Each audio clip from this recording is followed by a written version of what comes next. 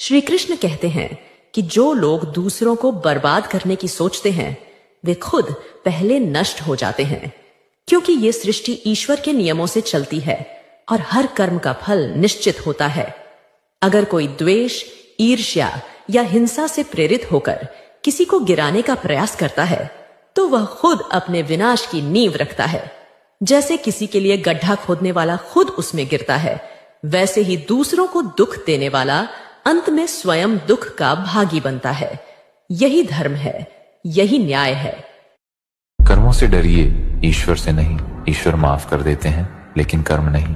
यह अटल सत्य है कि जैसे बछड़ा सैकड़ों गायों में अपनी मां को ढूंढ लेता है, वैसे ही कर्म भी अपने कर्ता को आज नहीं तो कल ढूंढ ही लेता है। कर्म का थप्पड़ इतना भारी और भयंकर होता है कि पता भी नहीं चलता कि कब हमारा संचित पुण्य समाप्त हो जाए, और जब पुण्य खत्म हो जाता है तो समर्थ राजा को भी भीख मांगनी पड़ती है। इसलिए कभी किसी के साथ छल कपट न करें, किसी की आत्मा को दुखी न करें।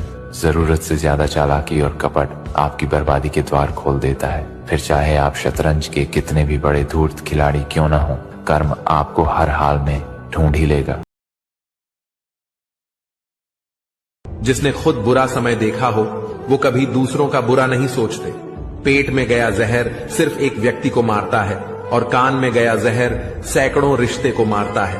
अपनी जीवन की तुलना किसी के साथ नहीं करनी चाहिए। सूर्य और चंद्रमा के बीच कोई तुलना नहीं है। जब जिसका वक्त आता है वो चमकता है। किसी की आदत देखनी है तो उसे इज्जत दो, और किसी की फितरत देखनी है तो उसे आजादी दो। मन भर जाने के बाद लोग बहाने बड़े कमाल के बनाते हैं। शरीर से सुंदर व्यक्ति एक रात खुशी दे सकता है, लेकिन दिल से सुंदर व्यक्ति आपको पूरी जिंदगी खुश रखता है। भरोसा कोई एक तोड़ता है और नफरत सबसे हो जाती है। रिश्ते बड़ी बड़ी बातें करने से नहीं, बल्कि छोटी छोटी बातें समझने से गहरी होती है। अगर वीडियो पसंद आए तो लाइक करें।